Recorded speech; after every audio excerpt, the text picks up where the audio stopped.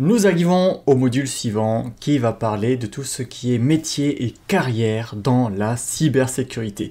On va commencer par parler ici d'un top 10 des métiers de la cybersécurité. Je vais mettre beaucoup de guillemets dans ce que je dis pour commencer ici cette vidéo, tout simplement parce que tout peut changer au fil du temps et rien n'est absolument gravé dans le marbre dans tout ce qu'on va voir. Donc je donne 10 métiers de cybersécurité pour commencer, qui sont, disons, populaires, qui sont souvent des métiers souhaités par les personnes qui ont envie d'entrer dans ce domaine. On commence par le premier, qui est le métier d'analyste SOC. SOC, c'est pour Security Operations Center, Centre des opérations de sécurité en français. Et en fait, l'analyste SOC est une personne qui va finalement gérer, défendre au quotidien la sécurité d'une entreprise ou d'une organisation donnée. Il travaille notamment dans un SOC justement, c'est donc un centre d'opération qui peut être au sein d'une entreprise donnée ou qui peut être un SOC en tant que tel vers lequel des entreprises délèguent en fait les missions. Ce métier-là, il est devenu de plus en plus populaire et durant les dernières années surtout très populaire par le fait qu'il est relativement accessible aux débutants. J'ai donc mis sur la colonne, dans la deuxième colonne, la voie ou les voies d'accès.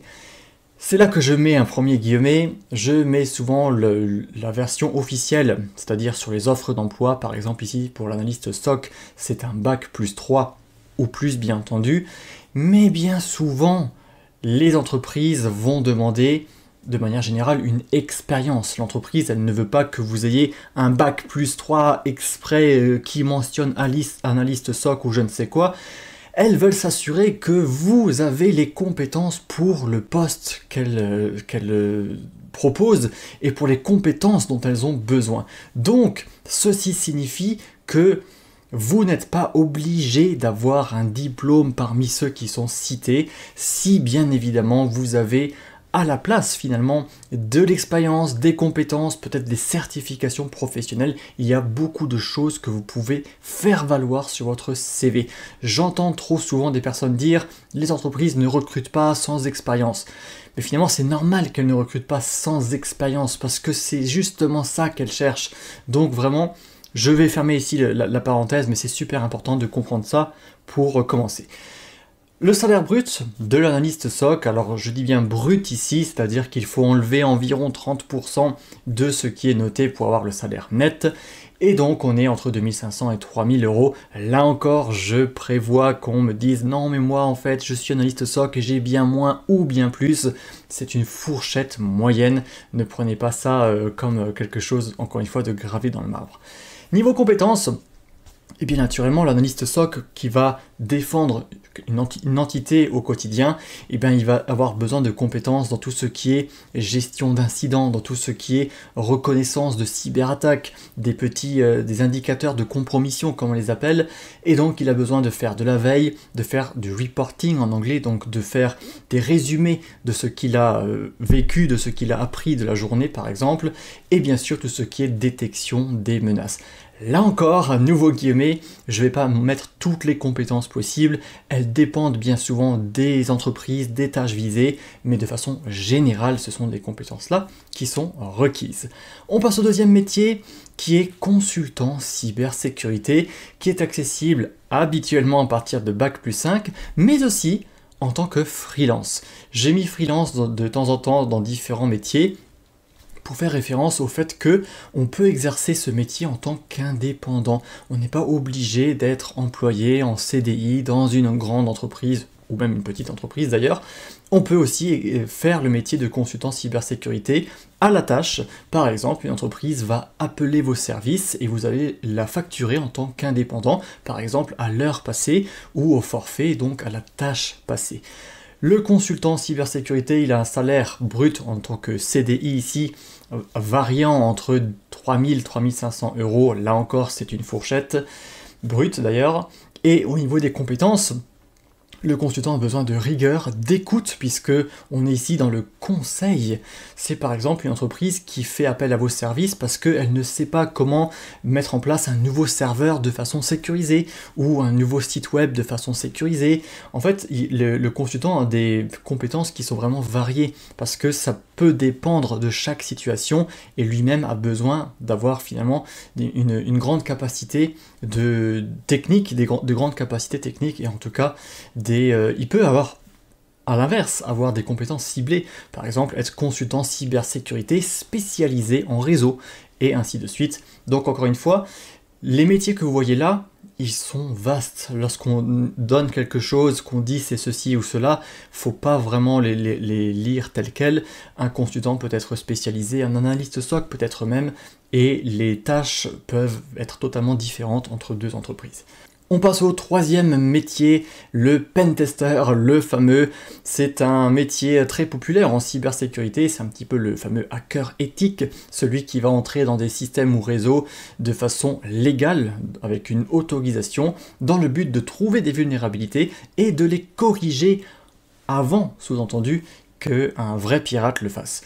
Le métier de pentester est accessible au niveau Bac+3, Bac+5 et il est aussi faisable en tant que freelance. D'ailleurs, c'est peut-être de plus en plus le cas, de plus en plus de personnes souhaitent être pentester web par exemple. Là encore, spécialité est possible, pentester web en tant qu'indépendant, où vous allez démarcher vous-même peut-être des entreprises, des sites web, leur proposer vos prestations et vous pouvez donc évoluer en ce sens-là. Le salaire brut en tant qu'employé, c'est habituellement autour de 2000-2500 € brut, et ça peut aller jusqu'à 5000 € par exemple. Les compétences, naturellement, c'est tout ce qui est analyse de vulnérabilité, système, réseau, mais aussi, point très important pour le pentester, tout ce qui est capacité de synthèse, puisque le pentester fait un rapport à la fin qu'il fournit à son client ou à son entreprise, et donc le rapport doit être clair aussi, bien écrit, et la personne qui va le lire doit pouvoir le comprendre tout simplement et l'appliquer. Donc il y a un certain niveau d'écoute préalable par rapport au client et un certain niveau de synthèse à détenir. Métier numéro 4, chef de projet sécurité. Là, je vous fais référence à l'interview que j'ai fait de Nafisata, qui est chef de projet sur ma chaîne YouTube, qui est accessible habituellement autour de Bac+5, avec le salaire brut que vous voyez. Et là, pareil, on a des capacités qui sont aussi techniques, c'est un petit peu comme le consultant, où il faut savoir beaucoup de choses point de vue technique, mais pas forcément de façon très spécialisée. Ici, le chef de projet sécurité va surtout se spécialiser, entre guillemets, dans ce qui est gestion d'équipe, dans ce qui est les normes, lois, application des chartes, et donc on a un aspect plutôt gouvernance organisationnelle qui est important à avoir. Métier suivant, développeur sécurité. Accessible entre Bac+2, Bac+3 et plus, et aussi en tant qu'indépendant. Les salaires, vous les voyez ici, entre 2000 et 3000 € brut. Et le développeur sécurité, qui peut être à nouveau spécialisé, développeur web sécurisé, développeur pour les systèmes de façon sécurisée, pour potentiellement les systèmes industriels également, ça c'est aussi populaire. Et naturellement, il faut des compétences techniques pointues sur les langages de programmation concernés, sur l'architecture. Et à nouveau, j'ai mis tout ce qui est capacité de synthèse, puisque un bon développeur, certes, c'est un qui arrive à développer le code comme il le faut de façon sécurisée, mais c'est aussi une personne qui va pouvoir faire un code qui est stable dans le temps, un code qui est bien commenté, qu'on puisse comprendre même si on n'est pas dans le domaine, etc. Et ça, souvent, c'est ce que les recruteurs cherchent, c'est vraiment la casquette multiple et les compétences qui sont finalement humaines.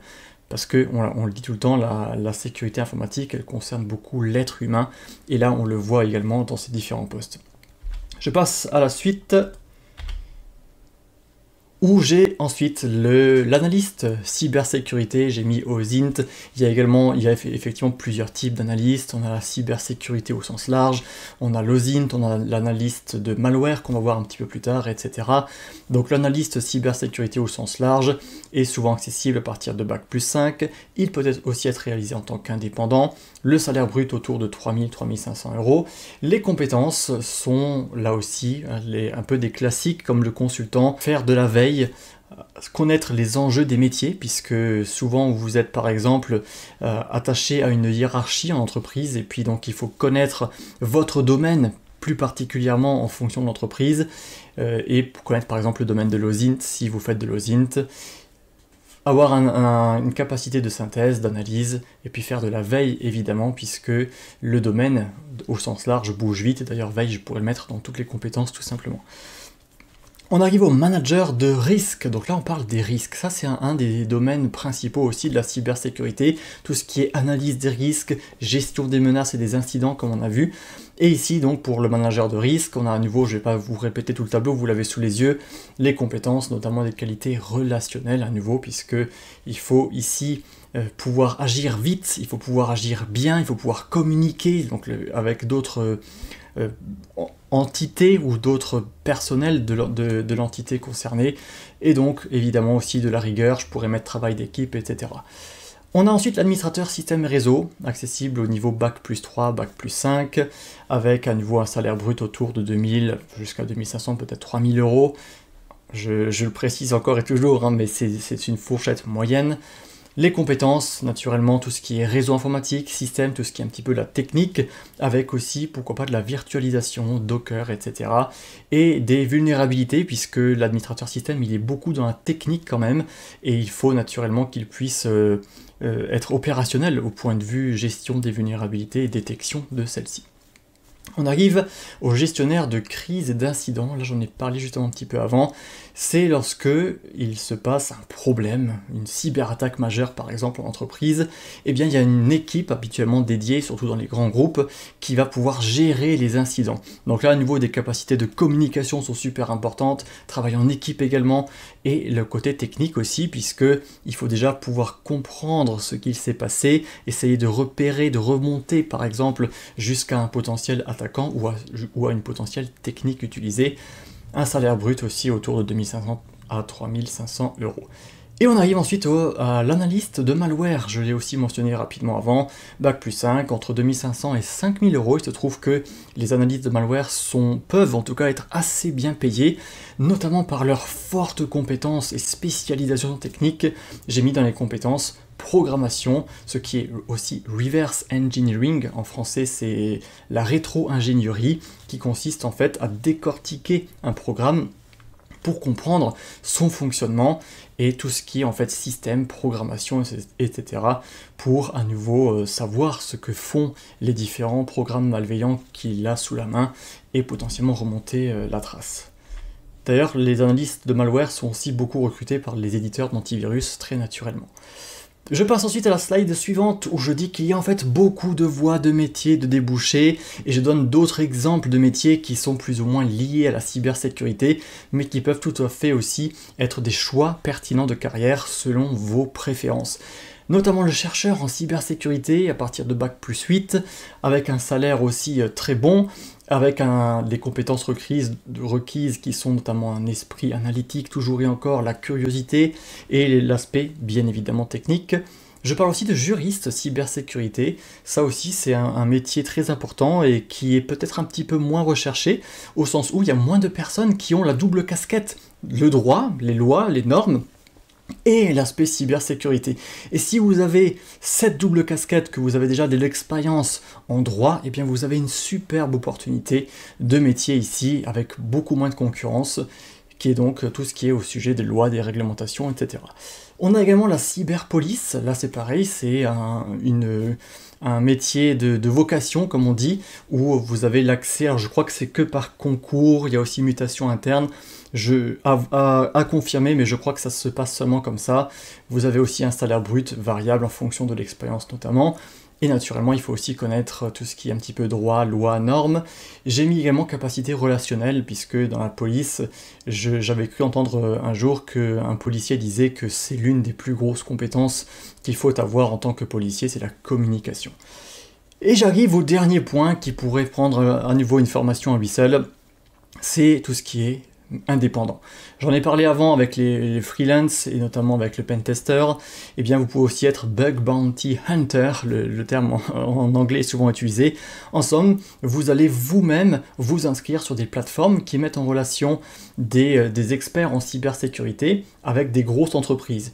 Les grosses entreprises ont par exemple un nouveau service qu'elles mettent en route, ça peut être Facebook, Google d'ailleurs, qui sont parfois inscrits sur ces plateformes-là, et ils proposent aux différents experts de trouver des vulnérabilités et de les signaler afin d'être rémunérés tout simplement.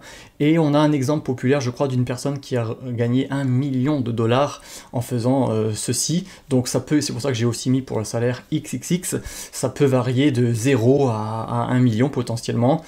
Et de façon plus générale, vous pouvez être indépendant en créant finalement votre propre métier, vos propres tâches. Vous pouvez être placé sous un terme un peu plus générique comme consultant cybersécurité ou ingénieur cybersécurité indépendant, où vous faites plusieurs tâches différentes en fonction de ce qui vous est proposé, en fonction de vos envies potentiellement, ou à l'inverse, vous pouvez être très spécialisé et puis vous dire, ben, moi je fais du pentest web pour telle ou telle plateforme par exemple, pour tel ou tel protocole, je ne sais quoi, et donc vous pouvez vraiment varier ici vos tâches. Et c'est une voie qui est de plus en plus prisée, qui est tout à fait possible. Mais évidemment, il y a toujours des avantages et des inconvénients, notamment le fait que on peut ne rien gagner pendant longtemps et on n'a pas forcément le droit au chômage ou à différents mécanismes comme ça qu'on a en France. Voilà donc pour cet aperçu général sur les métiers de la cybersécurité. Au-delà de tout ça, ce que moi je vous recommande de faire absolument aujourd'hui, c'est tout d'abord de mettre au point ce que vous aimez faire, ce que vous aimez le plus, ce que vous aimeriez devenir dans 5 ans par exemple, et faire un point sur vos préférences, vos capacités. Le fait de vous connaître vous-même, c'est la meilleure chose à faire pour commencer, et pour ensuite vous dire, bah tiens, c'est vrai que tel ou tel métier me conviendrait mieux qu'un autre, et ainsi vous allez pouvoir continuer votre apprentissage. On va voir dans la suite également comment mettre toutes vos chances de votre côté pour ensuite, pourquoi pas, atteindre vos buts, vos rêves et poursuivre une carrière dans la cybersécurité.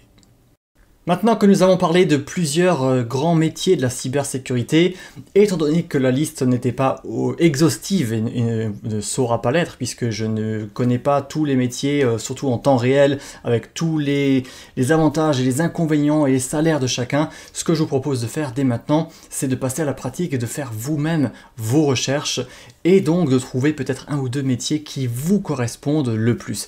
Je vous propose une ressource supplémentaire pour cela, qui est le fameux panorama des métiers de la cybersécurité, dont je parle beaucoup sur YouTube et sur Cyberini, qui a donc été créé par l'ANSSI et qui en fait regroupe plusieurs métiers de la cybersécurité en grandes catégories, et vous les voyez notamment ici avec la première catégorie qui est tout ce qui est gestion, pilotage des projets de sécurité, où on retrouve le responsable de la sécurité des systèmes d'information RSSI. On retrouve aussi le responsable de projet de sécurité dont on a parlé, directeur de programme de sécurité, etc. Une autre catégorie importante, c'est tout ce qui est conception et maintien d'un système d'information sécurisé. Ici, on va retrouver l'architecte sécurité, le spécialiste sécurité dans un domaine technique en particulier, l'administrateur de solutions de sécurité et aussi l'auditeur de sécurité ou le pentester qui sera donc dans cette catégorie-là. On a ensuite tout ce qui est gestion des incidents et des crises de sécurité, là aussi gros domaine qu'on a vu avec l'analyste SOC. Il y a également, comme vous pouvez le voir, le responsable du SOC, l'opérateur analyste SOC, donc ici on reprend le même exemple. On a aussi tout ce qui est réponse aux incidents, gestion de crise, analyse de menaces. L'autre gros domaine, c'est tout ce qui est conseil, services et recherche, où cette fois-ci on retrouve notre consultant en cybersécurité, mais aussi le développeur de solutions de sécurité dont on a également parlé. Et enfin, vous avez aussi là les métiers connexes, comme je vous l'ai montré d'ailleurs avec la cyberpolice, les juristes et également le travail en tant qu'indépendant. Donc servez-vous de ces ressources si vous le souhaitez, lisez aussi des fiches métiers, des interviews si vous le souhaitez pour un petit peu mieux savoir quel métier pourrait vous correspondre et essayer d'en trouver, comme je le disais, un ou deux.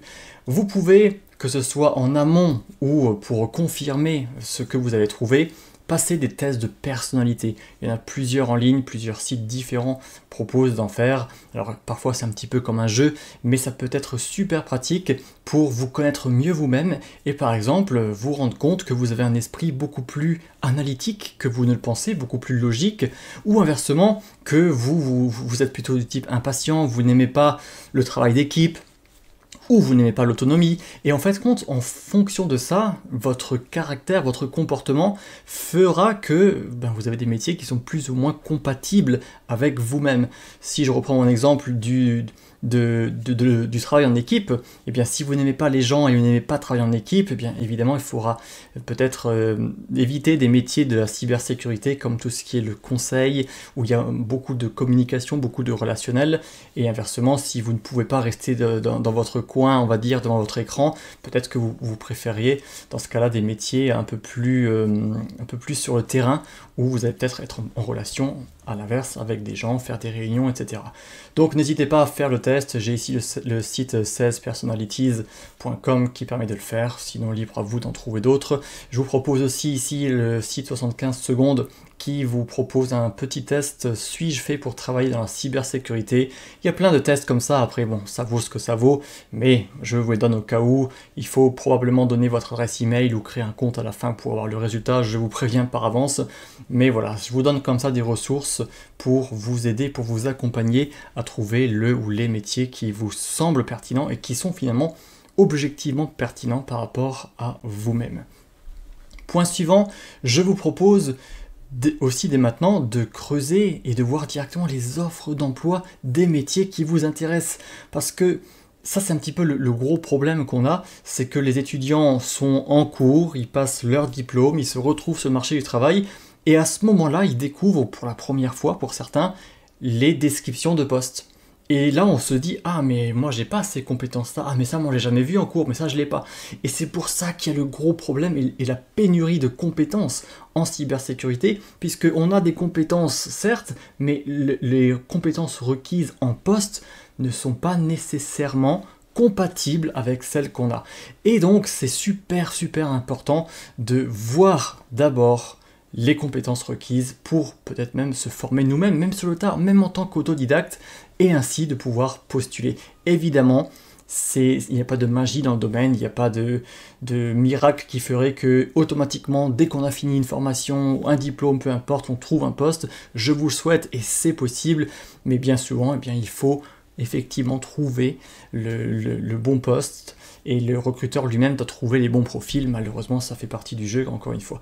Donc je reviens à ce que je disais, ici j'avais un poste pentester que j'ai trouvé, et qui dit par exemple, qui donne, vous voyez ici, les compétences qui sont recherchées.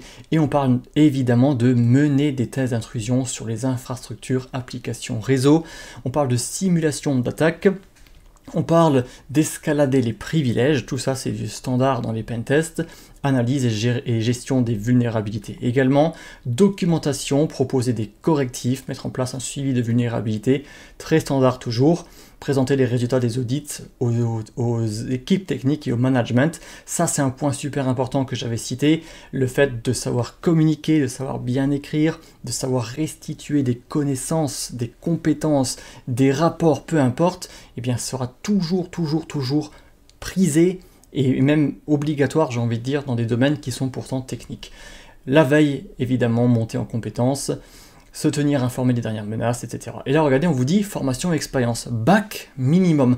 Je venais de dire juste avant qu'en pentest, on a bac plus 2, plus 3, plus 5. Eh bien, regardez bien, ici, c'est l'offre d'emploi et c'en est une parmi tant d'autres que j'ai déjà montré ici et là sur YouTube notamment.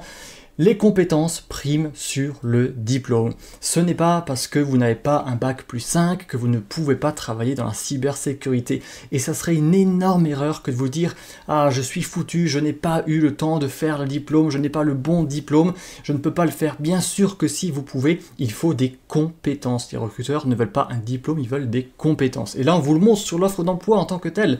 Et on dit même en dessous, débutant accepté, 6 niveaux techniques démontrés. Tout ce que je vous dis, vous voyez que je ne l'invente absolument pas, c'est là directement dans cette offre d'emploi. Et je viens de trouver celle-ci pour faire cette même vidéo, je n'ai même pas lu cette offre d'emploi avant de vous dire ce que je dis, parce qu'on le voit souvent sur internet. Alors je dis souvent, peut-être qu'il y a beaucoup de recruteurs qui sont old school, comme on dirait, qui veulent absolument voir le diplôme bac plus 5, tant pis pour eux, j'ai presque envie de dire. Il y a en tout cas beaucoup plus de recruteurs, et de plus en plus, je voulais dire, de recruteurs aujourd'hui proposent dans leurs offres d'emploi directement un accès aux débutants en justifiant les compétences. Et là, regardez, on dit compétences essentielles. Donc là, c'est super important de bien lire ça. Test d'intrusion, on l'a vu. Sécurité des systèmes Windows, Linux, Active Directory, très très populaire aussi. Donc à comprendre. Exploitation des vulnérabilités, développement, pourquoi pas du code Python, là aussi langage de programmation très populaire dans le milieu de la cybersécurité, et différents outils de pentest.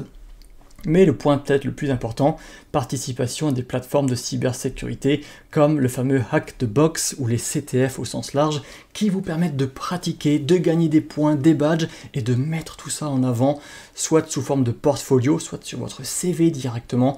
Et je me répète à nouveau, mais une personne qui montre qu'elle maîtrise un outil ou plusieurs parmi ceux-cités, qu'elle a fait un module Metasploit, qu'elle a fait un programme en Python, qu'elle a mis le tout sur son GitHub, qu'elle a montré une exploitation de Active Directory, qu'elle a des badges, des points sur différentes plateformes CTF, mais qu'elle n'a pas un bac plus 5, mais il n'y a aucun problème. Pourquoi elle ne serait pas choisie en comparaison à une personne qui a certes un bac plus 5, mais qui n'a aucune de ses compétences prouvées, en tout cas sur son CV. Bien évidemment, si vous avez un bac plus 5 et en plus ces compétences, alors là, vous avez les portes grandes ouvertes partout, mais vous n'avez pas besoin du diplôme, ou vous n'avez pas besoin absolument de tel ou tel point.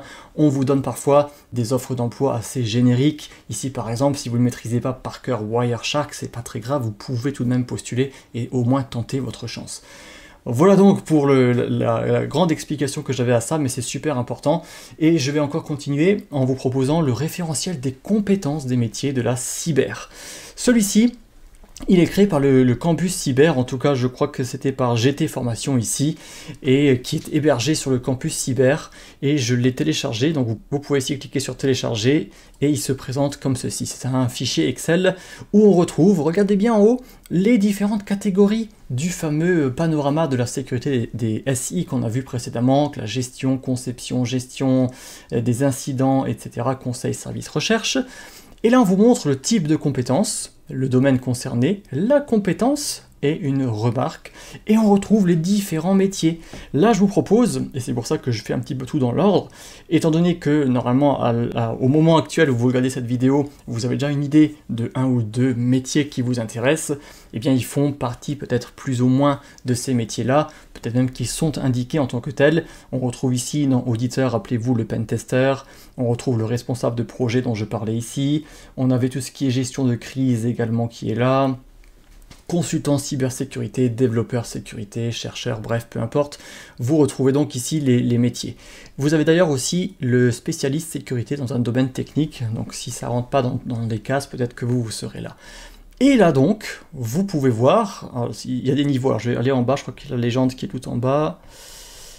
Voilà, elle est ici. En bleu foncé, c'est une compétence de niveau expert qui est attendue. Au niveau 3, donc un peu moins foncé, c'est au moins un niveau confirmé.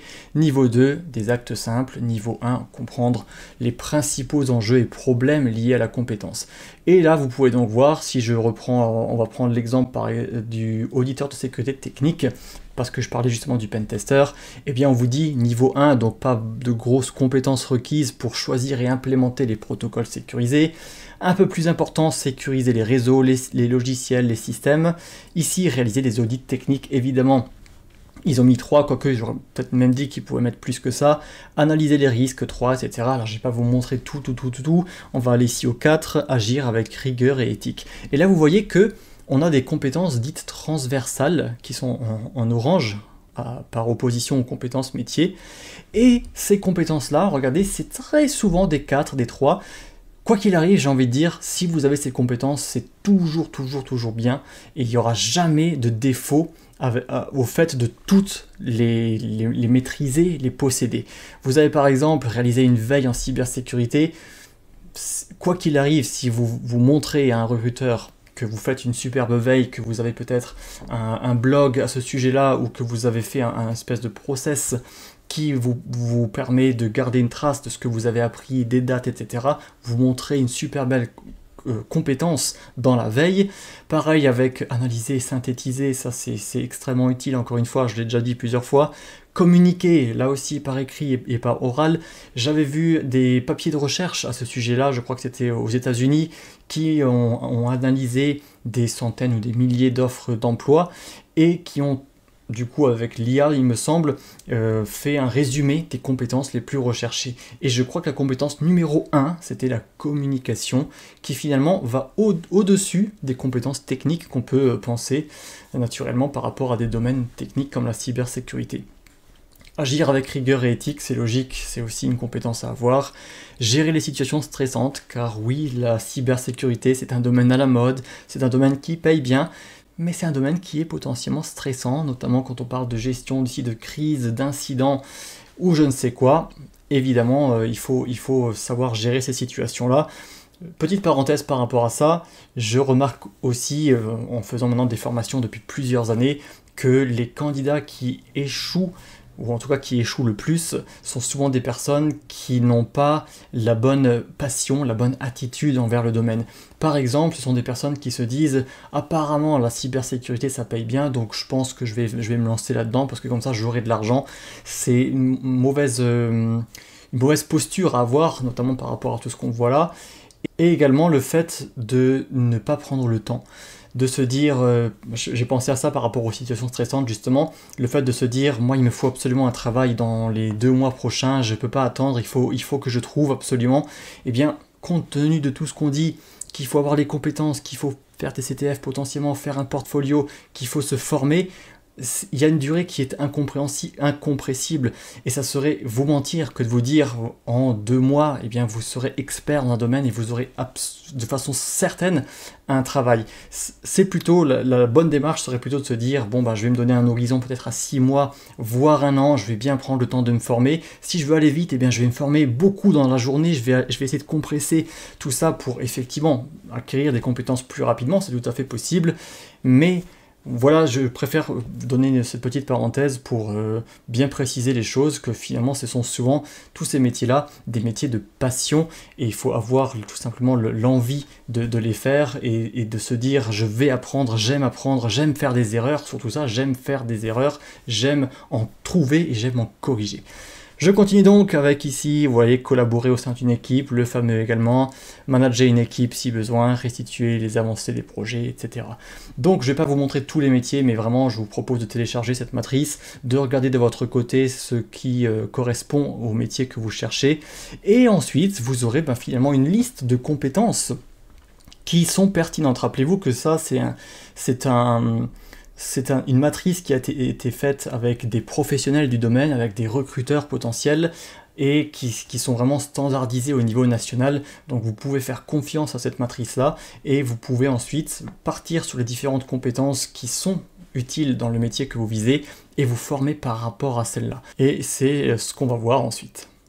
Les amis, je vous rappelle que ce MOOC est 100% gratuit et que vous pouvez obtenir beaucoup d'autres avantages en le suivant sur Cyberini. Vous pourrez notamment suivre votre progression, obtenir des ressources additionnelles, faire des QCM ou exercices, rejoindre les autres étudiants et surtout obtenir votre certificat de complétion du MOOC au format PDF. Le lien est dans la description ainsi qu'à l'écran.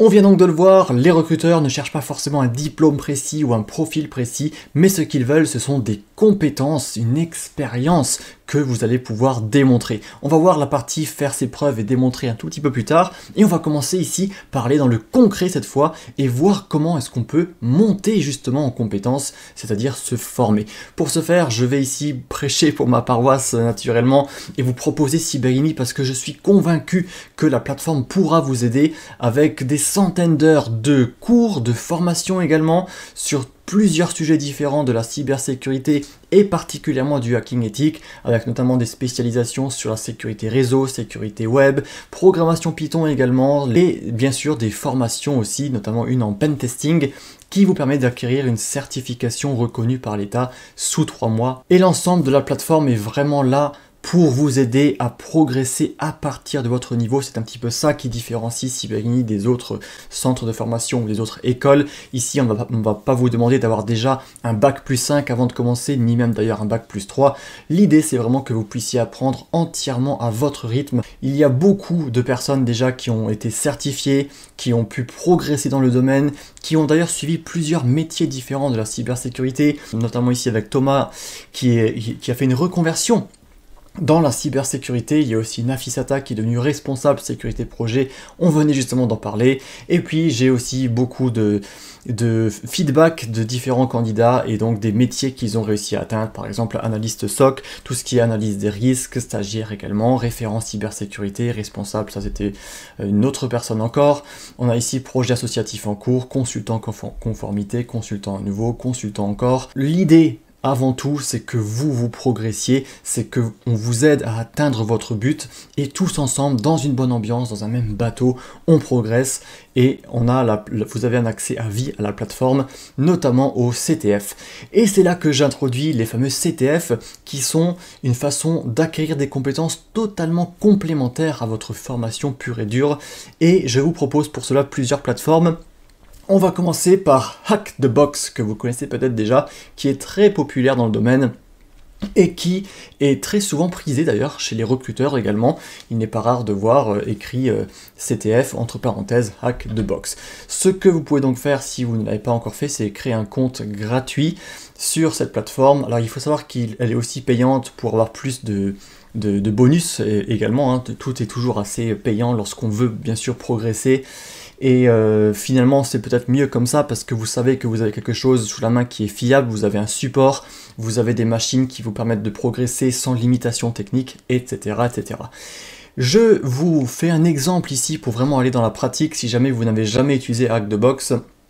Où ici j'ai créé un compte et je me suis rendu sur une machine, sur Hack the Box on les appelle également des fois des labs, et vous pouvez donc faire plusieurs labs, plusieurs machines différentes, et le but c'est souvent le même, c'est de réussir à atteindre un certain niveau d'exploitation dans la machine, par exemple en devenant administrateur, soit root, dans celle-ci. Ici j'ai une machine qui vous est proposée par défaut, je crois que c'est pour un mode guidé, pour un petit peu voir comment tout cela fonctionne.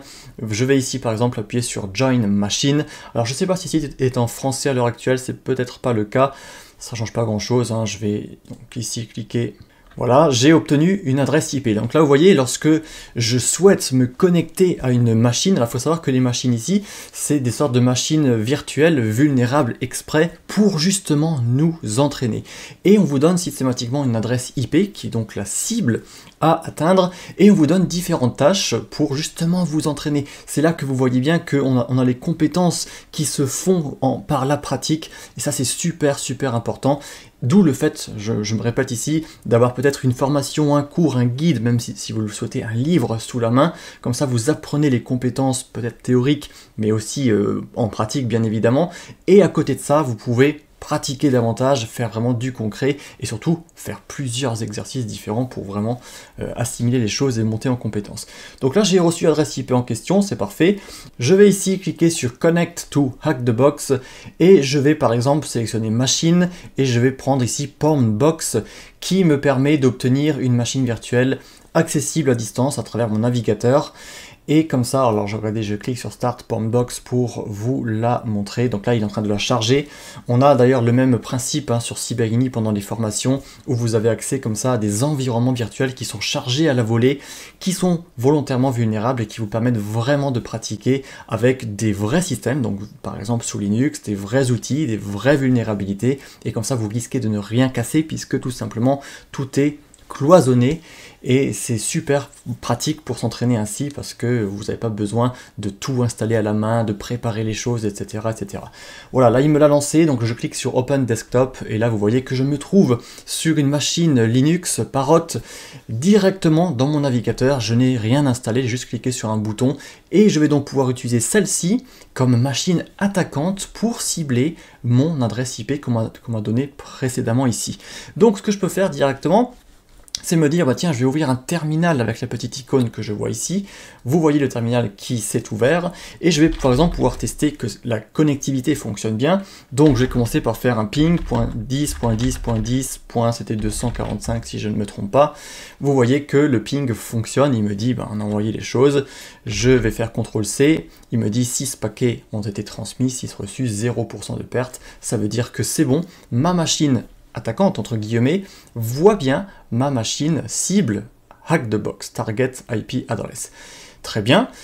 Je vais maintenant me dire qu'est-ce que je fais en tant que pentester par exemple, comment est-ce que je ferai les choses. Alors bien sûr, ici on est dans la pratique, on est dans la technique, on ne va pas forcément imaginer qu'on fait toutes les étapes d'un pentest en monde professionnel, au sens où on n'a pas forcément le périmètre, le cadre, le contrat, etc. Mais on nous dit par exemple, pour nous guider, là je suis en mode guidé, combien y a-t-il de ports TCP ouverts sur cette machine? Eh bien le grand classique, lorsqu'on fait des pentests, c'est de faire un Nmap, le fameux scanner réseau populaire. Je peux lui donner plusieurs options différentes, comme grand A pour faire un scan agressif et avoir un maximum d'informations. Je peux aussi faire -S grand V pour avoir les versions des services. J'ai pas mal de choses comme ça, alors on va pas compliquer la tâche ici, on va juste faire celui-ci, et je redonne 10.10.245, et je fais ainsi le scan. Là, vous voyez que Nmap s'est lancé. Donc, je récapitule ici. C'est vraiment, je vous fais une démonstration en pratique. Je ne vais pas forcément tout expliquer. C'est plutôt pour vous mettre dans le bain et pour vous offrir une véritable pratique guidée dans cette vidéo. Nmap, c'est un outil qui est installé, je crois, par défaut sur certaines distributions, sur d'autres pas. Il faut l'installer, c'est vraiment un outil, en fin de compte, qui est utilisable sur plusieurs systèmes différents et qui va nous permettre donc de découvrir ces fameux ports réseau. Alors, il se peut que, comme vous le voyez ici, ça mette un petit peu de temps. Je vais mettre la vidéo en pause pour cela et je reviens tout de suite. Voilà le retour de Nmap et je remonte un petit peu dans mon terminal. Vous voyez l'affichage classique de Nmap qui fait un petit tableau comme ceci où il met une colonne port, donc les ports justement, regardez bien TCP qui sont ouverts. L'état ici state, il indique open, donc ouvert. Ensuite on a la colonne service qui est le service associé à ces différents ports et la version de chaque service. Et donc là on voit, donc si j'ai bien observé, on a trois ports ouverts, le numéro 21, le numéro 22, le numéro 80 avec FTP, SSH et HTTP respectivement. Donc si je retourne ici dans ma page, combien de ports TCP sont ouverts? Je dis 3, je dis envoie-moi ceci et puis il me dit c'est ok, c'est validé. Il me propose une autre tâche ensuite en lançant Security Snapshot. Il me parle de navigateur qui redirige sur un certain format avec ID qui représente un numéro de scan. Quel est le something ici dans l'URL en question? Donc là, il faut qu'on aille un petit peu plus loin dans l'exploitation pour pouvoir répondre à cette question. Et comment est-ce qu'on va faire? Eh bien tout simplement, ici, on voit qu'on a finalement 3 portes d'entrée vers cette machine ciblée. Les 3 ports en question.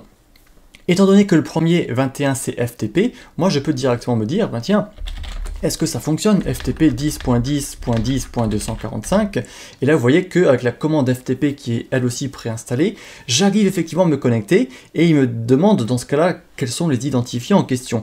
Donc ici je peux essayer par exemple root et puis je lui donne un mot de passe, il me demande le mot de passe mais je ne l'ai pas, donc si je fais entrer il va certainement me dire que ça ne fonctionne pas, vous voyez login failed. Je peux donc faire exit mais je vois qu'il y a une première chose à viser et plus particulièrement que le service en question c'est VSFTPD version 3.0.3. Là je pourrais directement passer à l'étape suivante et me dire, tiens, je vais essayer de voir sur internet quelles sont les vulnérabilités liées à ce service pour pouvoir potentiellement entrer dans le système via FTP. L'autre façon de faire, c'est SSH. Là, c'est pareil, j'ai une commande qui est SSH, un nom d'utilisateur, @10.10.10.245, mais je n'ai pas de nom d'utilisateur, hormis peut-être de tête le root, qui est le nom d'utilisateur par défaut, mais dont je n'ai a priori pas le mot de passe. Et troisième point, je vois HTTP, donc là on se dit, port 80, HTTP justement, c'est qu'il y a potentiellement un site web sur cette machine-là. Je vais donc ouvrir un Firefox dans ma machine virtuelle, hop, on va le laisser là, et je vais faire 10.10.10.200, hop là, il m'a tout enlevé. Voilà, je vais le laisser à nouveau charger. Alors, encore une fois, il se peut qu'il y ait certaines latences par la configuration même des environnements et sans doute aussi par le fait qu'il y a beaucoup d'utilisateurs en même temps sur la plateforme. Donc, parfois, il faut être un petit peu patient. Voilà, c'est chargé, et vous voyez que je me retrouve sur une interface web, et j'entre par la même occasion dans un tout nouveau monde finalement ici, parce que j'ai beaucoup plus de possibilités, de vulnérabilités, de problèmes à trouver, parce qu'on a tout un site web cette fois-ci sous la main, et on voit d'ailleurs, petit indice, qu'on a un utilisateur, Nathan, qui est a priori connecté, et qui serait potentiellement une cible, un utilisateur du système également. Si je vais ici dans le menu, je peux observer qu'il y a plusieurs choses différentes. Par exemple, ici j'ai un IP config qui s'affiche. Alors bon, c'est un petit peu particulier, mais libre à moi d'observer ce qu'il y a là-dedans. Et vous y voyez une commande, une véritable commande Linux qui a été lancée et qui me permet d'afficher des informations sur les interfaces réseau. Donc ça, c'est peut-être des indices pour la suite.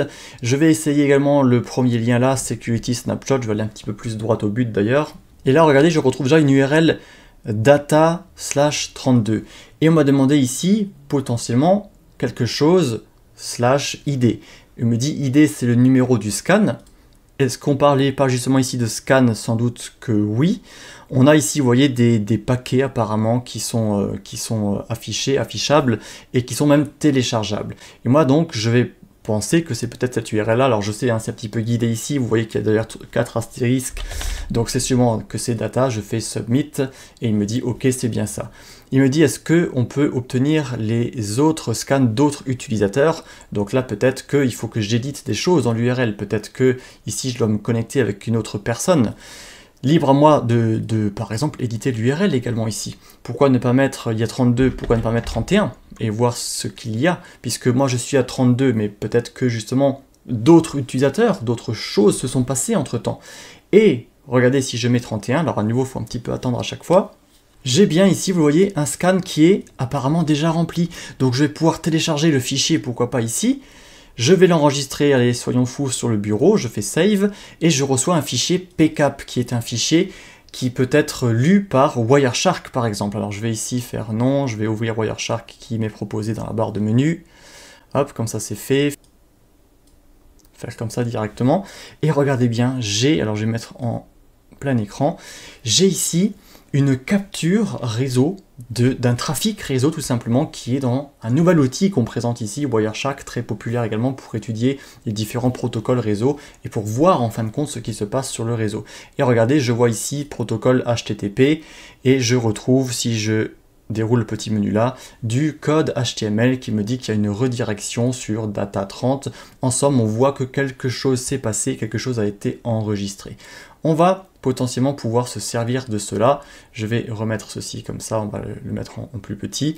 Et je vais donc du coup pouvoir dire, potentiellement, oui, je peux a priori obtenir des scans d'autres utilisateurs, puisqu'on vient de voir que si je change l'identifiant, je peux le faire. D'ailleurs, c'est une faille web populaire qui s'appelle la référence d'objet direct, au sens où on arrive à trouver des identifiants, des pages qui ne sont pas censés être accessibles, mais en changeant les paramètres, donc, comme vous l'avez vu dans l'URL, et bien là, on arrive à accéder à ces données et on ne devrait pas être capable de le faire. On vous demande ensuite quel est l'identifiant du fichier PCAP qui contient des données sensibles. Et bien là, il faut tout faire à la main, donc tout télécharger, le 31, 30, 29, etc. On va peut-être directement aller au tout premier, au fichier 0. S'il y a un 0, si c'est par celui-ci qu'on commence, sinon ça serait le 1. Et là, regardez, j'ai beaucoup d'activités qui s'affichent. Donc téléchargeons ce fichier cette fois-ci. Pareil, je vais mettre sur le bureau, donc il s'appelle cette fois-ci 0 PCAP. Je reprends mon Wireshark, on va ouvrir le 0 à l'intérieur, on va remettre ça en plein écran. Et là, regardez, il y a beaucoup plus de trafic qui s'affiche déjà. Alors là, on peut investiguer et chercher par exemple HTTP. Vous voyez que si... Et c'est là que tout le MOOC prend à nouveau son sens et toutes les compétences qu'on acquiert en même temps prennent leur sens. Parce que là on se dit, ah mais tiens, mais ça j'ai vu, c'était justement le fameux code HTTP, en tout cas le code HTML, le protocole HTTP avec les réponses ici 200 OK qu'on avait vu. Et on peut investiguer peut-être que ces personnes ont en fait navigué sur le web sans HTTPS, et donc ils ont peut-être fourni leur mot de passe. Regardez ici, j'en trouve un autre, par tout hasard d'ailleurs, je le vois juste en dessous, FTP. Utilisateur Nathan, notre fameux Nathan, il est là. Et regardez, on a la ligne suivante, request, passe, le mot de passe FTP. On le voit en clair. Je venais de parler de HTTP en clair. Et bien ici, c'est en FTP apparemment qu'on voit le mot de passe de l'utilisateur Nathan. Je peux ici donc dérouler, mot de passe, hop, je l'ai ici. Et je vais pouvoir le copier, copie, et je vais faire value. Et donc, j'ai trouvé son mot de passe. Je peux donc aller ici, me dire, c'était le 0, envoyer. Il me demande quel protocole du niveau applicatif contient des données sensibles. Eh bien, FTP. on a de nouveau 3 étoiles qui nous disent que c'est 3 lettres. Tâche numéro 8, on a réussi à avoir le mot de passe FTP. Sur quel autre service le mot de passe peut-il fonctionner? Et bien là, c'est à nouveau très guidé justement, c'est parce qu'on se dit, bah, si on retourne dans notre machine, on a peut-être récupéré l'identifiant, le mot de passe de cette personne sur Linux, en général sur la machine cible. Et donc libre à moi de faire SSH nathan@10.10.10.245. Je souhaite me connecter, je dis oui, ok, on accepte l'empreinte ici, et le mot de passe. Alors si je l'ai bien recopié, paste, il devrait être là, je fais entrer, et regardez, je suis connecté en tant que Nathan, on le voit en vert, nathan@cap, le nom de la machine cible. Je peux faire who am I comme ceci, et je voyais que le système me dit je suis Nathan. Je suis donc connecté sur son système. Je peux faire un ls pour voir les documents qui se trouvent sur son bureau à lui, et je peux faire cat user.txt puisque je vois celui-ci et je vois potentiellement un flag, un drapeau qui va me permettre de valider ce CTF. Quel autre service? Ben, c'est donc SSH, je fais soumettre, c'était bon. Et regardez, il me dit quel est le flag, justement, je venais d'en parler. Et bien, c'est celui-ci que l'on retrouve dans le répertoire. Alors, je ne sais pas si j'arrive à faire un copier entre les machines, on va essayer. Si c'est bon, ça marche, je fais submit, il me dit c'est bon, j'ai réussi à trouver la solution finalement à ce CTF.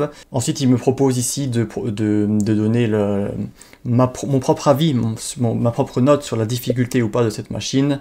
Alors là, je vais mettre par exemple que c'était easy, je fais submit, je passe à la tâche 8, il me dit quel est le chemin complet du binaire sur la machine qui a des droits, des capabilities en anglais, qui peuvent être abusés, qui peuvent être utilisés, exploités pour devenir root. Là, on passe à la post-exploitation du pentest, où on va essayer de passer d'un utilisateur, disons, basique, normal, Nathan, sur un système, à l'utilisateur root, et donc avoir les pleins droits sur le système.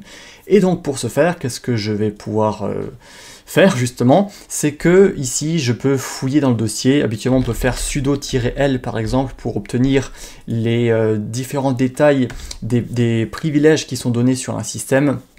Alors ici j'ai plus les mots de passe pour le coup, est-ce que je vais pouvoir le récupérer dans Wireshark? Copy, value, et je vais essayer de faire comme ceci pour avoir les infos. Il me dit que je ne peux pas les lire. Mais par contre, on me donne à nouveau un indice. Regardez bien, j'ai un fichier ici que notre cher Nathan a déposé sans faire exprès dans son répertoire qui s'appelle linpeas et qui en fait est un script open source visible sur le GitHub qui permet de repérer tous les différents points d'accès qui nous permettent d'élever justement nos privilèges. Et comme on le voit en vert ici, c'est qu'on a le droit de l'exécuter avec ./linpeas.sh. Je lance ainsi, je le laisse faire son travail et me détecter des éventuels problèmes de configuration sur notre système cible qui me permettraient de devenir root. Là encore une fois, vous voyez qu'on est guidé et que vous n'avez peut-être pas tout compris de ce qui se passe là. C'est encore une fois l'étape qui suit, entre guillemets, l'étape d'apprentissage, de formation, de prise de compétences, et ensuite pour vous entraîner. C'est pour ça que ici je passe un petit peu des choses, soyez-en bien conscient. Je ne vous demande pas de savoir faire tout cela du premier coup, quoique ici c'est guidé, donc faites-le peut-être, pratiquez, faites comme j'ai fait moi, essayez de comprendre, essayez de faire différemment, ça ne pourra que vous servir dans le domaine de la cybersécurité. Est-ce que le fichier a fini? Non, il est encore en cours. Alors on va peut-être le laisser. Voilà, il a terminé. Je remonte. Donc là, il y a beaucoup de choses. Je pouvais faire une recherche directement dedans. Ici, j'ai laissé tout par défaut.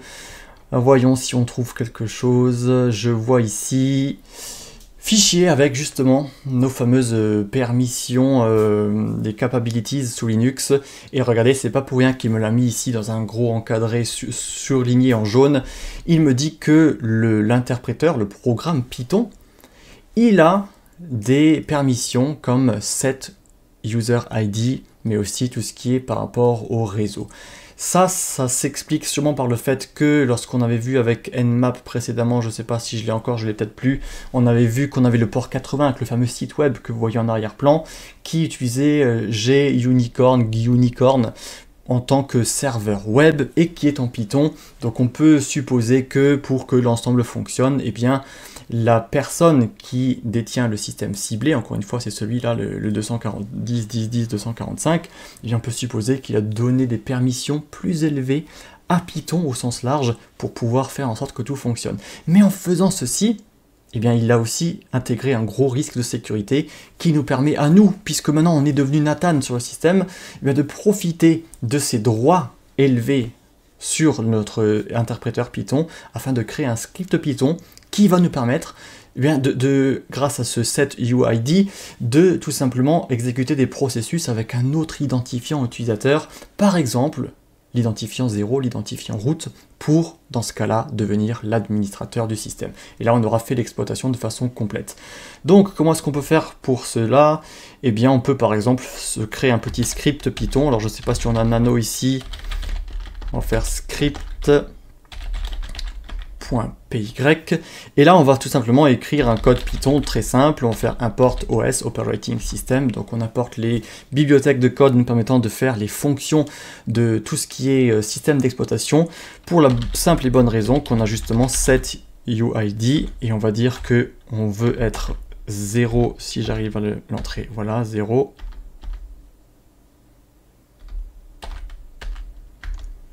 Comme ça, on lui dit, je veux que tu définisses mon script comme étant root, en tant qu'utilisateur root, et on fait os.system. Donc là encore, hein, c'est du code Python ici, il n'y a pas de secret. Si vous ne le connaissez pas Python, il est évident que ça va paraître un petit peu obscur.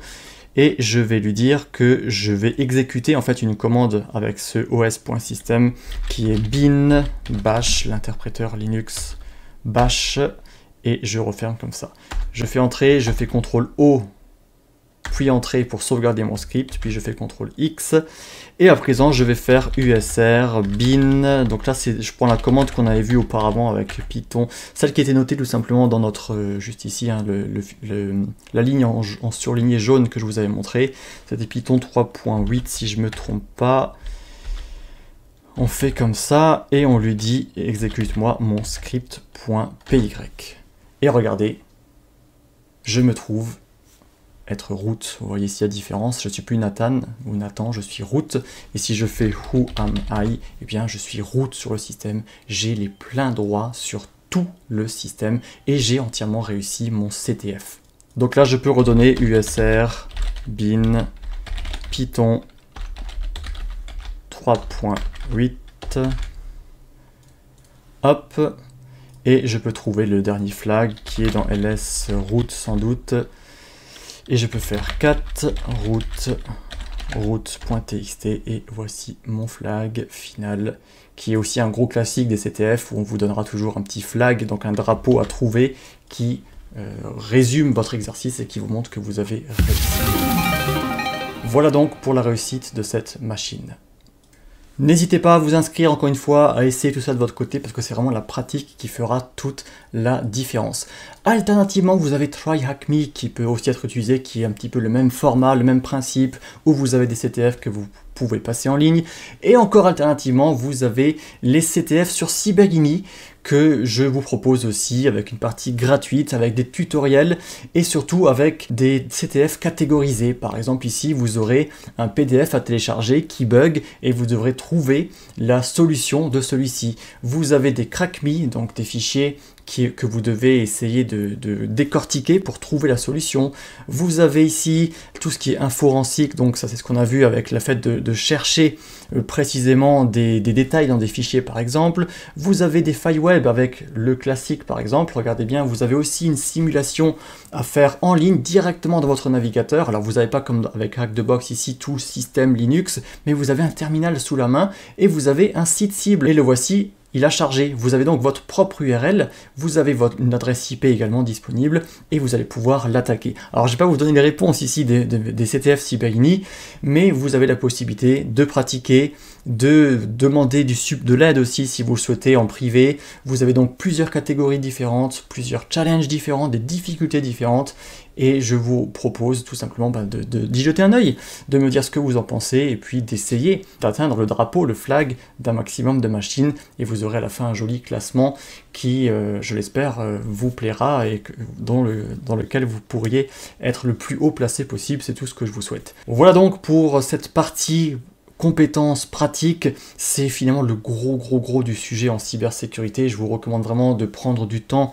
d'être passionné, de rester passionné, de prendre les erreurs comme des moyens d'apprendre et de progresser comme ça dans le temps.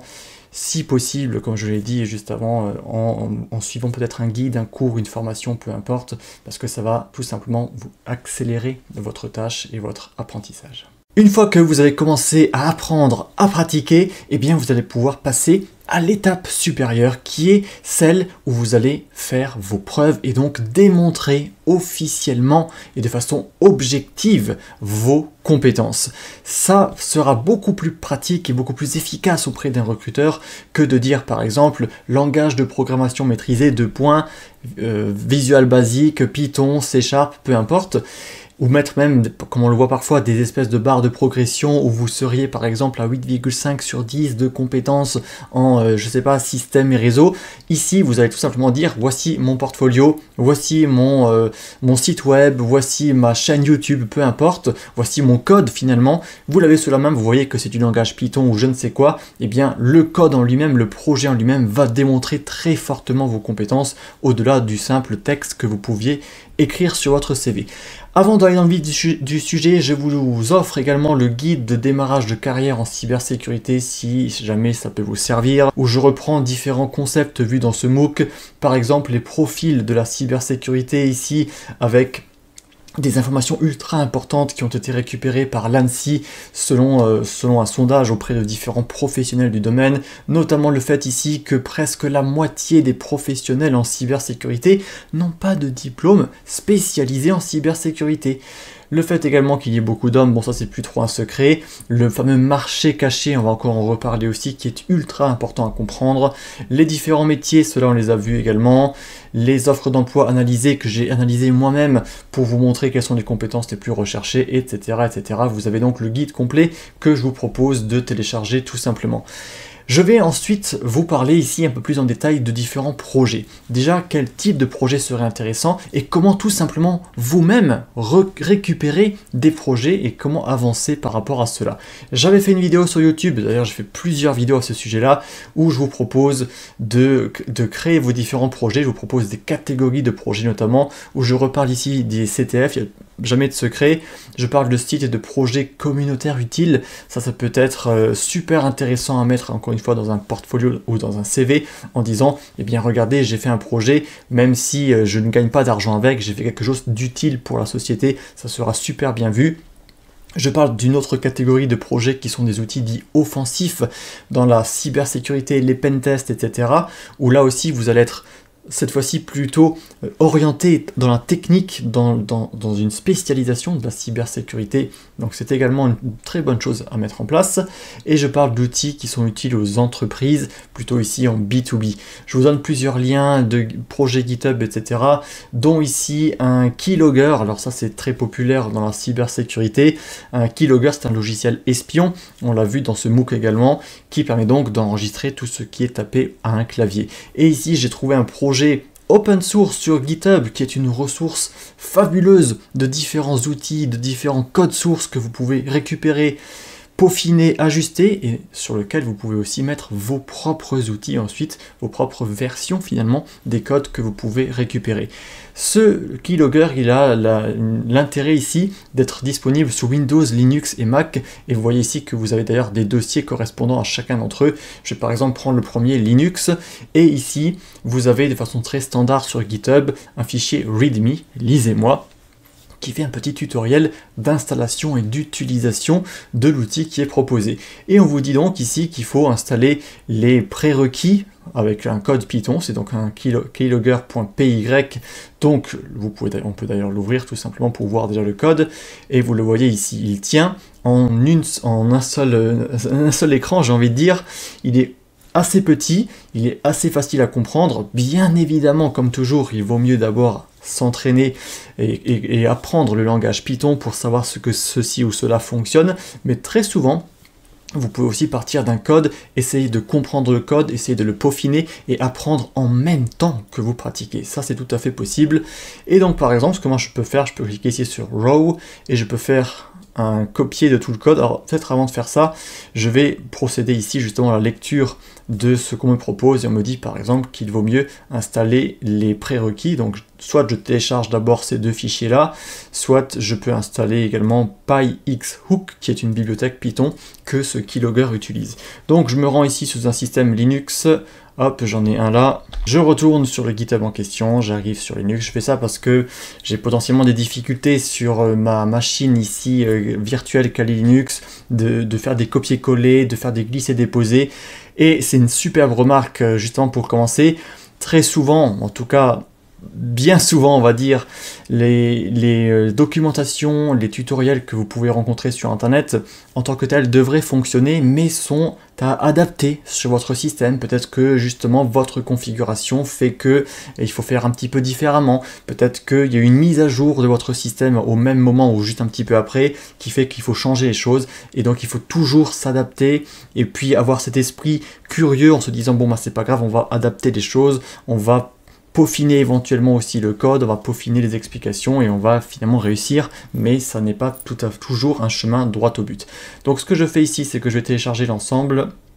On va télécharger ce fichier là, alors on va le laisser dans le téléchargement pour l'instant, et on avait notre requirement aussi, c'est pareil, on le télécharge, et je vais les mettre, on va dire, sur le bureau, comme ça je sais que je les ai ici sous la main.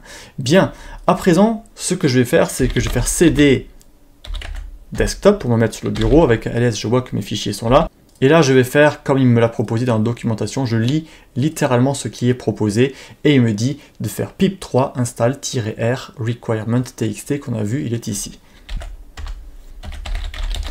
Voilà, là on est exactement dans ce que je disais, où on a des choses qui sont adaptées à changer. Ici sous Kali, il me met un message d'erreur et me dit attention, on a un environnement virtuel qui devrait être utilisé, etc. Moi je vais passer un peu plus rapidement ici pour vous montrer directement l'exemple. Et donc je peux ensuite utiliser la commande également qu'il me propose ici, avec nohup Python 3, donc l'interpréteur Python, auprès duquel on envoie notre code source keylogger.py et on fait en sorte que le tout se passe en arrière-plan. Lorsque je fais ceci, eh bien vous voyez que il m'a mis un identifiant de processus et il m'a créé un fichier nohup.out et donc maintenant si j'entre quelque chose ici dans Firefox par exemple, je fais entrer, je peux taper des touches au clavier, peu importe lesquelles, et vous voyez que un fichier est apparu sur mon bureau, log, et regardez bien, il y a dedans le texte que j'ai entré. C'est là tout le fonctionnement du keylogger qui est en pratique, et donc on peut imaginer que si j'étais allé sur facebook.com pour prendre celui-là pour l'exemple, hop, que je veux me connecter, je mets mon email je sais pas, gmail.com ici, et je mets mon mot de passe également là, et je fais login. Bon, on imagine que je me connecte, peu importe, que l'utilisateur est donc infecté actuellement sur ce système Linux là, et si je reprends mon fichier log, et bien regardez, je retrouve facebook.com que j'ai tapé à peu de choses près, mon email, l'arrobase n'a pas bien été pris en compte, mais on constate qu'ici on a @gmail.com, et puis j'ai tapé mon MDP, et j'ai tapé ici, je crois, sur 1, 2, 3, qui n'a pas été pris en compte parce que j'avais mon pavé numérique verrouillé.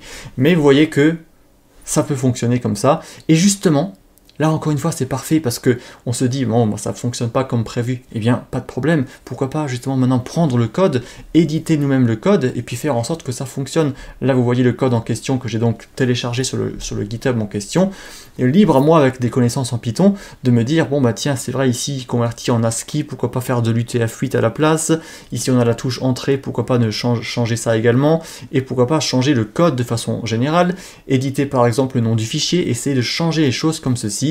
Et c'est comme ça que vous allez progresser, encore une fois, en pratiquant et en faisant finalement beaucoup d'erreurs et en étant souvent bloqué.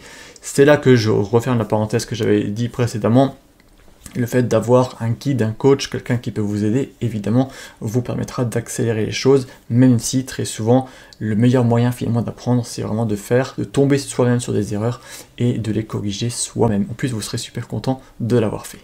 Autre projet que je peux vous proposer, c'est cette fois-ci un RAT, un Remote Administration Tool. C'est ce qu'on avait vu également avec les chevaux de Troie qui souvent inclut ce type d'outil caché à l'intérieur et qui est super intéressant pour comprendre comment fonctionne le réseau, les protocoles, la communication et les prises de contrôle entre deux machines, une machine attaquante et une machine ciblée, où là pareil, vous voyez, on a par exemple une machine ici qui a pris le contrôle d'une autre à distance et on voit l'écran et on peut interagir avec celui-ci à distance, tout comme on peut interagir avec le système de fichiers et vous voyez qu'on a vraiment beaucoup d'informations. On a le keylogger lui-même qui est intégré à cet outil, qui peut donc se voir comme un projet encore plus gros, et celui-ci il est programmé en C#, donc sous Windows vous pouvez importer tout le projet avec Visual Studio, vous installez les choses et puis vous pouvez là aussi toucher à ce code.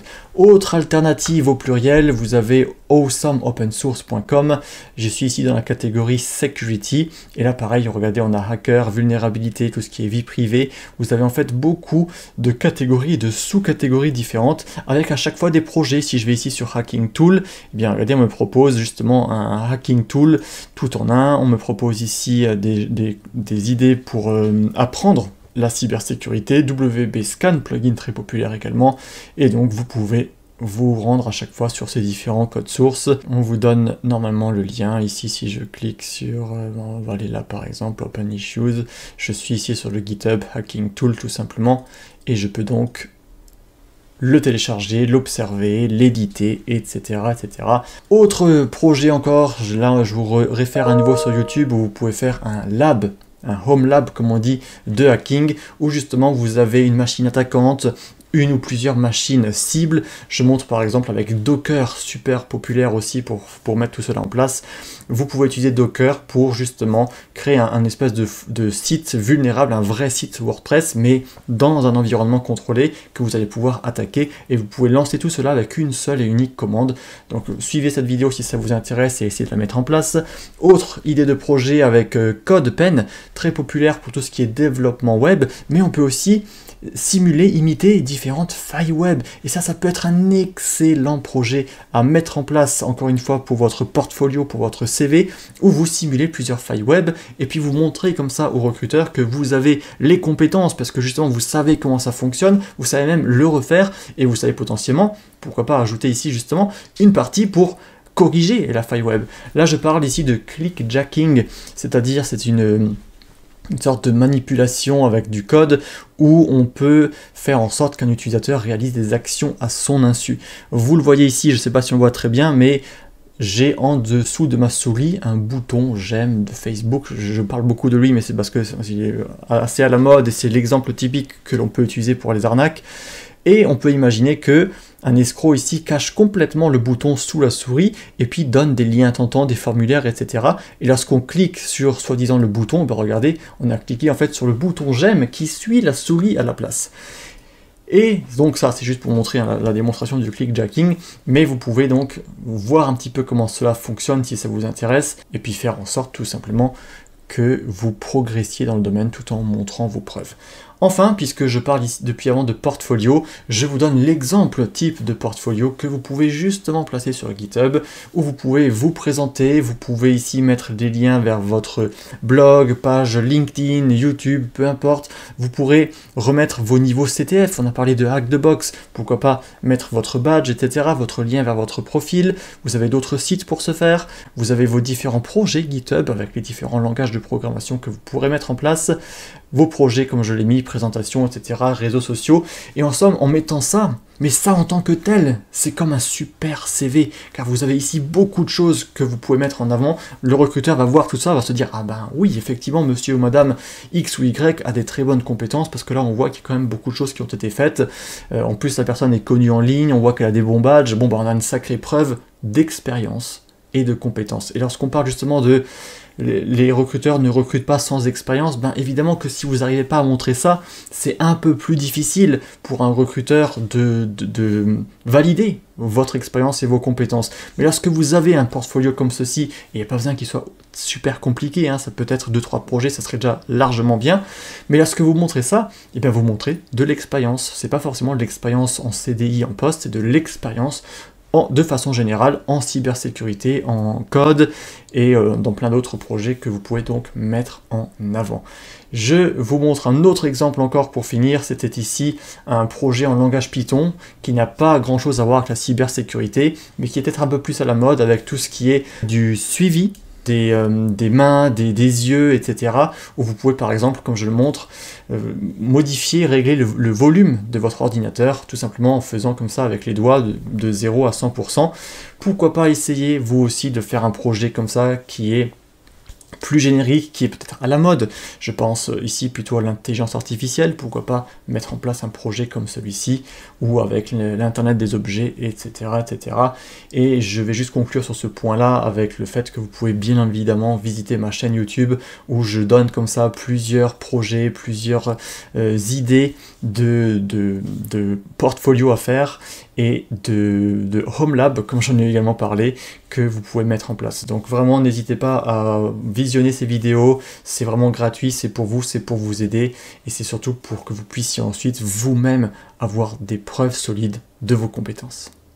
Et je voudrais finir déjà ce MOOC sur tout l'aspect qui n'est pas technique de la cybersécurité et de la recherche d'emploi, c'est-à-dire du point de vue général tout ce qui est communication, tout ce qui est expression écrite et orale, car je l'ai déjà dit, mais en cybersécurité on ne tape pas que du code et on ne fait pas que des recherches de vulnérabilité. Lorsqu'on fait par exemple du pentest, eh bien on écrit des rapports et donc il y a tout l'aspect compétences annexes, les soft skills comme on les appelle, qui sont super importantes, et il convient donc de les muscler aussi et de faire en sorte que vous puissiez prouver que justement vous avez aussi ces soft skills.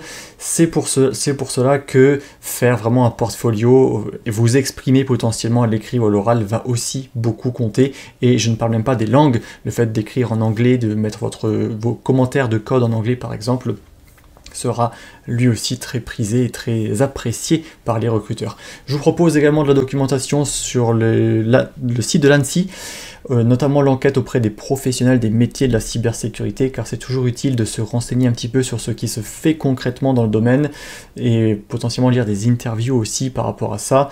Donc là vous voyez qu'il y avait des répondants dans le milieu professionnel, on vous montre un petit peu les métiers principaux qui ont été audités lors de ce sondage, on vous montre les rémunérations, donc là vraiment sur le terrain, les types d'emplois, etc., etc. Mais ce que je voulais vous montrer en particulier, c'était ici. Un point extrêmement important sur le mode de recrutement. Et on parle du marché caché qui représente plus de la moitié des recrutements, comme on vous le dit ici. On vous montre que sur l'ensemble, 56% des personnes ont été recrutées par le marché caché. Lorsque c'est des structures spécialisées, on monte presque à 70% des recrutements en marché caché. Mais là, c'est quoi ce fameux marché caché ? Eh bien, par opposition au marché ouvert, qu'on vous dit ici, le marché caché, on vous l'indique, c'est tout ce qui est approche indirecte, tout ce qui est communication, où par exemple vous avez un recruteur qui vient vous écrire un email ou il vient vous contacter directement sur les réseaux sociaux pour vous proposer un poste, pour vous proposer une prestation également, pourquoi pas en tant qu'indépendant. Et donc on vous l'indique ici, vous voyez, c'est aussi tout ce qui est candidature spontanée et en fin de compte tout ce qui est hors offre d'emploi classique que vous pouvez voir sur Indeed ou peu importe. Donc là vous voyez qu'en comprenant ça, on se dit qu'avoir une présence en ligne, et justement ça va nous... Donc là vous voyez qu'en prenant ça en compte, on voit qu'avoir une présence en ligne va beaucoup plus améliorer vos chances d'être recruté que d'être Anonymous finalement, et d'avoir certes peut-être un bon CV, des très bonnes compétences. C'est pas là la question, c'est juste le fait que vous avez moins de visibilité, vous devez un petit peu vous vendre en fin de compte, vous mettre en avant pour espérer ici être approché vous aussi directement par un recruteur. Et moi je peux vous le confirmer, j'ai une présence sur LinkedIn, notamment sur YouTube aussi, et je reçois au moins toutes les semaines des propositions de différents jobs, que ce soit en CDI ou que ce soit plutôt en tant qu'indépendant, de différentes personnes que je ne connais pas forcément. Ça peut même être des structures, des écoles, peu importe. Mais le fait, encore une fois, d'être présent sur Internet va beaucoup améliorer vos chances. Je vous propose également ici un petit lien sur LinkedIn. Que faites-vous si vous souhaitez réseauter avec des professionnels? Ça me permet d'introduire ce fameux réseautage, parce que c'est un petit peu le même principe. C'est le fait de vous mettre en relation avec des personnes qui connaissent potentiellement d'autres personnes et potentiellement un recruteur. Qu'on le voit de façon négative ou positive, on peut peut-être se dire que c'est un petit peu dommage que les gens soient pistonnés comme on dit ou des choses comme ceci, mais malheureusement c'est comme ça que ça fonctionne, en tout cas en tout ou partie, donc mieux vaut encore une fois mettre la balle dans votre camp et vous aussi réseauter pour améliorer vos chances d'être recruté. Vous voyez que on vous propose ici le petit récapitulatif, choisir des événements, préparer votre pitch, soyez proactif, poli, bon c'est vraiment ici du bon sens, mais je vous propose de lire cette page si vous le souhaitez, qui est animé par différents professionnels sur LinkedIn, et bien sûr ça ne se passe pas seulement en français. Autre point, vous pouvez rejoindre, alors là vous voyez que justement, sans le vouloir, j'ai ici un message qui me propose de faire un partenariat gagnant-gagnant, c'est le comble ici, mais c'est la preuve que c'est effectivement le cas, que le marché caché, on le voit ici en pratique, vous voyez, que des personnes vont pouvoir vous contacter et vous proposer différentes propositions. Ce que je voulais dire par là, c'est que vous pouvez aussi suivre des groupes sur LinkedIn, notamment ceux que vous voyez en tapant cybersécurité simplement sur LinkedIn. Rejoignez-les tous, ou en tout cas ceux qui vous intéressent, et pourquoi pas participer dedans. C'est encore une fois un petit peu de marketing, c'est-à-dire montrer ce que vous faites, peut-être vous mettre en relation avec des personnes, discuter avec elles, participer à leurs projets, les féliciter. Je sais que c'est encore une fois peut-être un petit peu fastidieux, mais ça vous permettra d'augmenter vos chances. Autre point, par rapport au travail indépendant, c'est une voie de plus en plus prisée par les candidats et que je vous recommande moi aussi. Non seulement parce que si jamais vous ne réussissez pas, vous aurez quand même une formidable expérience à mettre à vie sur votre CV. Vous direz que vous avez été indépendant de telle date à telle date, que vous avez peut-être fait ou gagné telle ou telle chose. Et d'autre part, si ça fonctionne, c'est aussi parfait pour vous parce que vous aurez votre propre activité, vous serez votre propre patron et vous pourrez comme ça évoluer dans le domaine de la cybersécurité en totale indépendance. Bien sûr, ça dépend de chacun, ça n'est pas fait pour tout le monde, mais vous pouvez tester peut-être un petit peu ça en vous rendant sur des plateformes comme Upwork, il y a aussi Fiverr, il y a Malte, et vous vous inscrivez, vous faites un petit descriptif de vos compétences et des prestations que vous proposez, et vous pouvez être mis comme ça en relation avec d'autres entrepreneurs ou d'autres entreprises qui vont vous solliciter et vous payer à la tâche, notamment pour, par exemple, sécuriser leur site web en fonction des différentes tâches que vous allez proposer.